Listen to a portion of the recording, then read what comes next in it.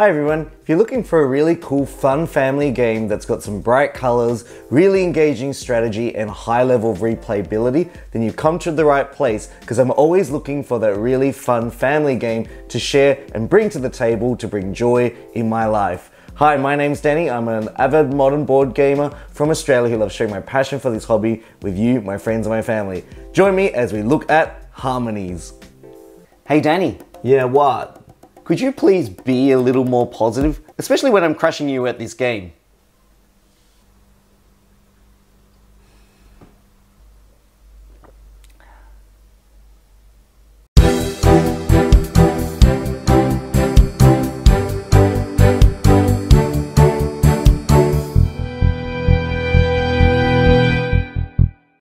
So when I'm looking for a family weight board game to add to my collection, I'm actually quite a little bit picky when it comes to choosing the games that really fit right, because I only have really limited space in my household, and I think my husband has imposed a pretty strict limit on where and how many games I can actually store, and fair enough because we do need the room to actually live in the house. But yeah, when I see a family weight game come along, it has to be really super special. One that doesn't do anything that other games in my collection do.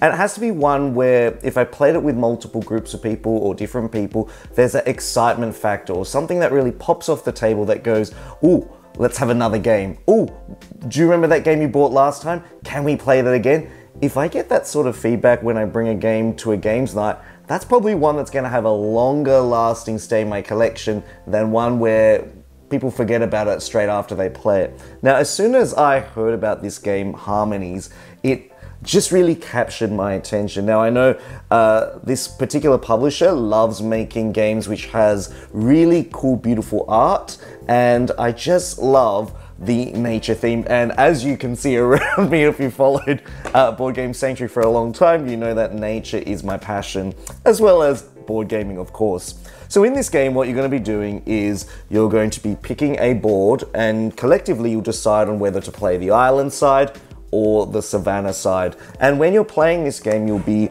drawing some little terrain discs, which are these wooden chunky pieces, and they'll be placed on this selection dial, kind of like the tiles in Azul. And I guess this is where the similarities between Azul probably exist. You've got collections of 3 combinations of different terrains, and then you've got to draft a whole set of them, and all of the tiles that you draft have to go onto your player board. And each particular hex can fit one particular terrain disc. Some of the terrain discs you can stack on top of each other. So if you've got some of these little trunk pieces, you can put like a leaf piece on top and therefore it becomes a tree. It can be like level 1 where it's just the leaves on its own, or it can be level 2 or even level 3. You can also have these stone buildings where you've got like a stone foundation and you put like a little roof on top and it becomes a little village. All of the other pieces, like the fields, the rivers, they actually can only be built on one level, but they score and they build and they connect together a little bit differently.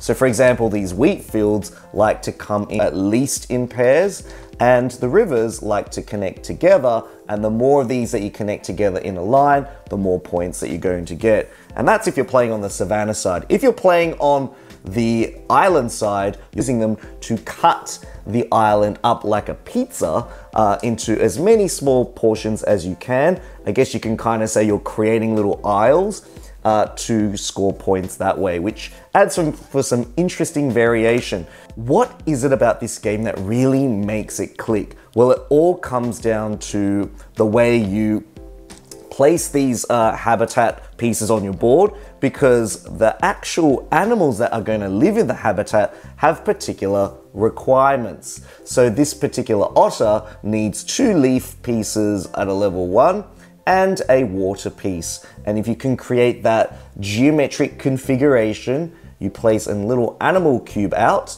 and that signifies that that otter is living in that area. First constriction of this puzzle is the fact that you can only have a maximum of 4 of these animal cards at any one time above your playboard, and you cannot get a new one until you've deployed all of the cubes off the card onto your actual habitat or island that you've created.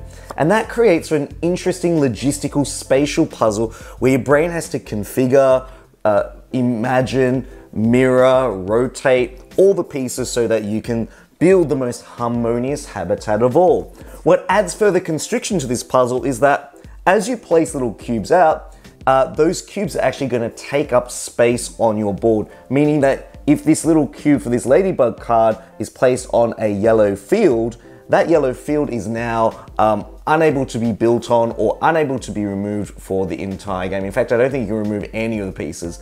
On the first play, you're like, ooh, this is a really tricky puzzle. It does kind of tinker and mess with your brain, but then upon subsequent plays, you just really start to see how certain configurations can be built multiple times. So if I was placing this ladybug out onto my habitat, I might start off with a leaf piece, and then around that same leaf piece, I might place field pieces that connect together to kind of form a ring. That way I can deploy all 5 of my ladybugs onto my 5 field pieces while still not wasting my leaf piece.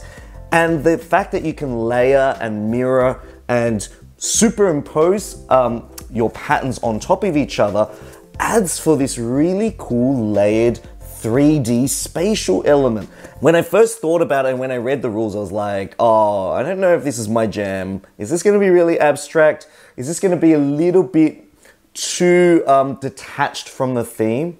But actually, when you start playing it, it is such a great puzzle. It's one where as soon as we finished, me and my hubby, we actually said, can we play the other side? Can we play again?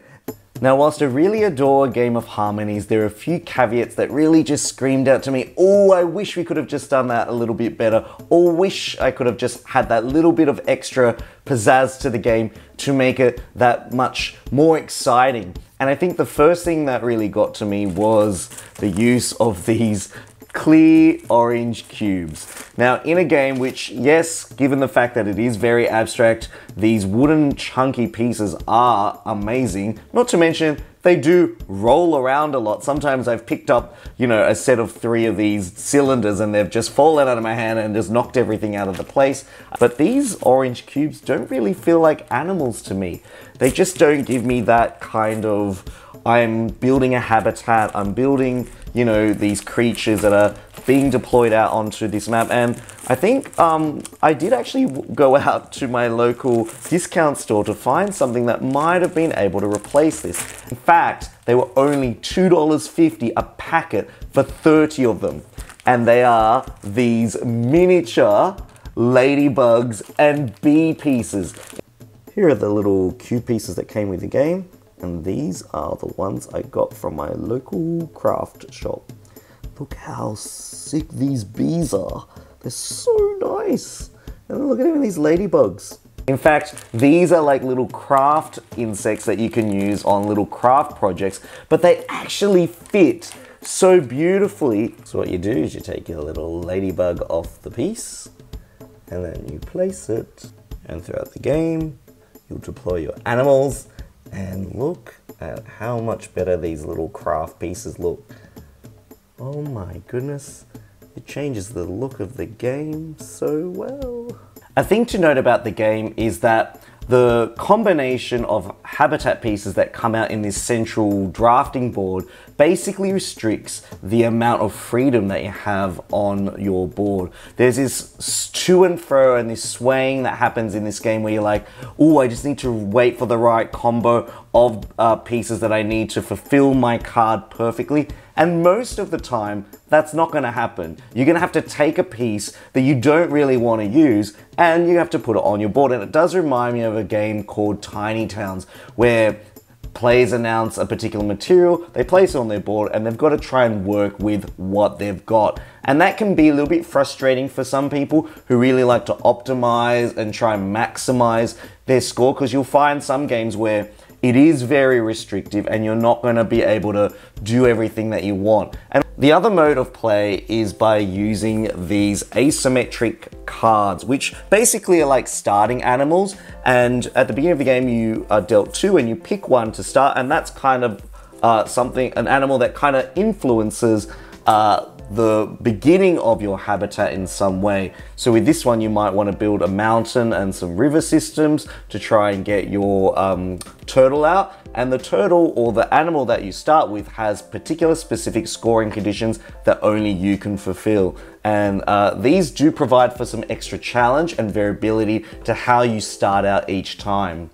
The last thing I want to say, which I think is a gripe mainly from my hubby's point of view, is the fact that you've got this market of animal cards. And so when you're given this puzzle of different combo of habitat pieces to pick from, and the market cards don't really match or reflect or synergize with it, there's no real way to refresh the market row or to get rid of one and then kind of replenish another. The only way to really do that is to kind of take the cards throughout the game, and then as a player takes a card, it gets replaced. And so I think at a higher player count, there's probably going to be a lot more variation of options in the middle, but also options of animal cards. And at the lower player count, at the 2-player level, you're probably not going to see a lot more cycling. So what did you think of this small box game, Harmonies? Is it something that you might want to add to your game collection? Do you think we've got enough abstract style games out there to warrant more games like this? Or do you think this game probably does it a little bit differently?